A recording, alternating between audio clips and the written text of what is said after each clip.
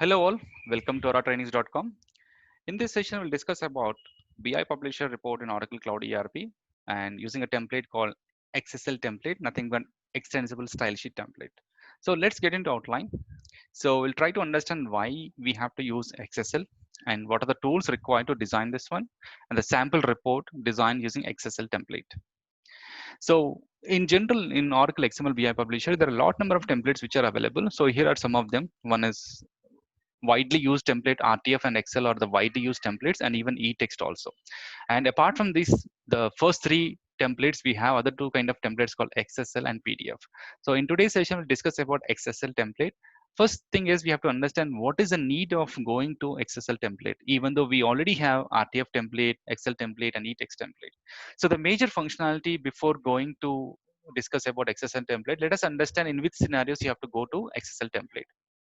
So generally, RTF template is preferred when you require output in HTML or PDF is a major requirement of the RTF template. And Excel template is preferred when you have a larger number of columns to be displayed, and especially for the Excel sheet output, you prefer Excel templates. And when you require a plain text output, especially for the bank payment generate formats, we prefer eText template. But then what is the need of Excel template? Excel template is preferred for the output generation in XML format. So let us, we know that, like even if you don't apply template, automatically the output is an XML format. But here we use XML templates to generate the XML output for the custom tags according to the according to the format which third party requires. In a general scenario is, let us say, assume that you have a bank, you need to send a payment file to a bank, and bank specifies they want the XML output in a specific format. So the only option what we have is XSL template. Using XSL template, you can generate your custom XML tags according to the third party requirement and generate the output in the prescribed manner. So that's the reason we generally go with XSL template. And XSL template is capable enough to generate output in three formats. One is XML, HTML, as well as text format. So let's get into one of the very simple sample. So in general, in BI Publisher, whenever you want to design any report, we require three things. One is data model, the place where we design a query, and other one is template, and other one is the output format. Okay, so let's get into data model. So this is one of my simple sample of report, which are involving two queries. Here, if you observe, the first one is a parent query. I call it as header, and the second one is called lines. So here, if you observe carefully, they are joined using a column called document number, paper document number. So there are a number of ways you can have a query. You can group the data in the template level or the data model level. So here I am dividing like I have independent queries. One is for the parent purpose, nothing but header purpose, and another one is a lines purpose. They are connected by a column called paper document number.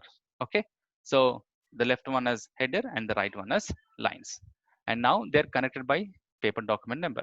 Now, so here I have designed two templates. In one template, it's very simple template which is displaying only header level data. So in the header level data here, if you observe, I have only one column called paper document number. So observe here. So this is a sample template format of the XSL template.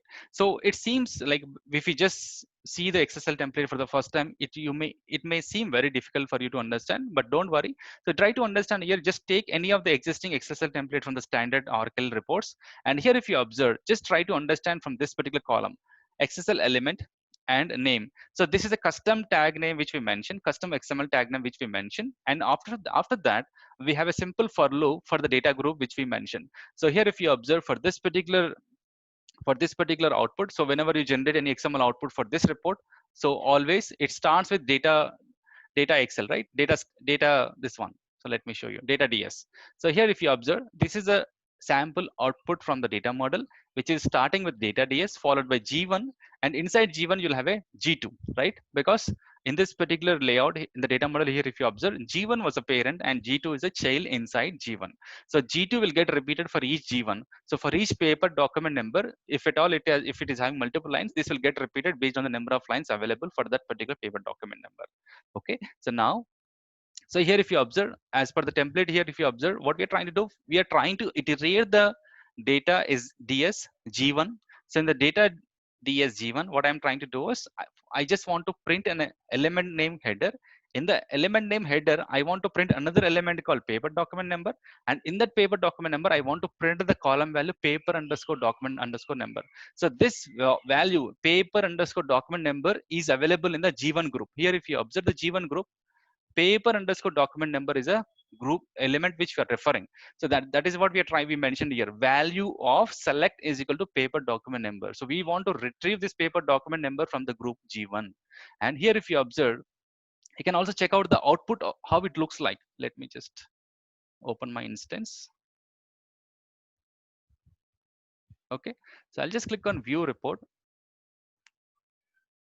So this is a, yeah, so here if you observe, this is a parent tag, XX payment data. In that we have an element called header. In that element we have a column called paper document number. So this all tags are coming out because of the information what we mentioned in our style sheet template. So the first one is document, right? So in the document, followed by XX payment data, followed by header, followed by paper doc number, right? Document, XX payment data, header, paper doc number, and then the value. So similarly, if you observe another template, so which is involving two particular groups. So here in this particular first layout, I just included only first level of data. Now in the next sample here, if you observe, so this is a layout 2 in which I'm trying to iterate the data for two groups. So one is for the header purpose, another one is line purpose. So here, if you observe the line number 9, so this is the parent data, XX payment data, followed by data DS. For each data DS, what we're trying to do, we are trying to iterate G1. So for each G1, I want to print header, the same thing, paper document number.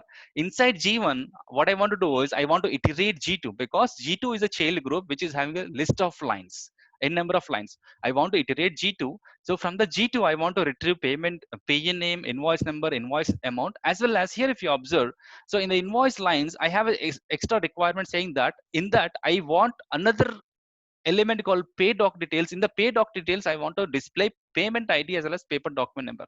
So this is where the utmost important requirement for you use to XSL template, because you want to generate custom tag names, custom groupings in the of the XML based on the requirement you have to design it. So this is where the XSL template is required. Here, if you observe the output, then you will have a clarity. So I'll just click on this version 2 template and check the output. So here, if you observe the same thing, the top level parent is document, XX payment data, header.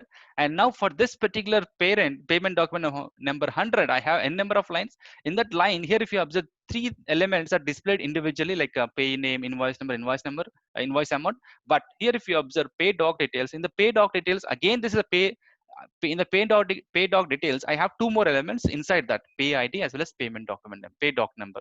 So this is where you require an extra concentration, extra functionality to be implemented using XSL template. Not only this, there are a lot number of functionalities you can achieve using the XSL template. You can have a conditional logic, you can have a decode logic, a lot number of things you can apply in the XSL template. So these are the two simple samples which we have considered for designing the XSL template. Hope you got some information on the XSL, and you can explore much information on this one. Okay, thank you.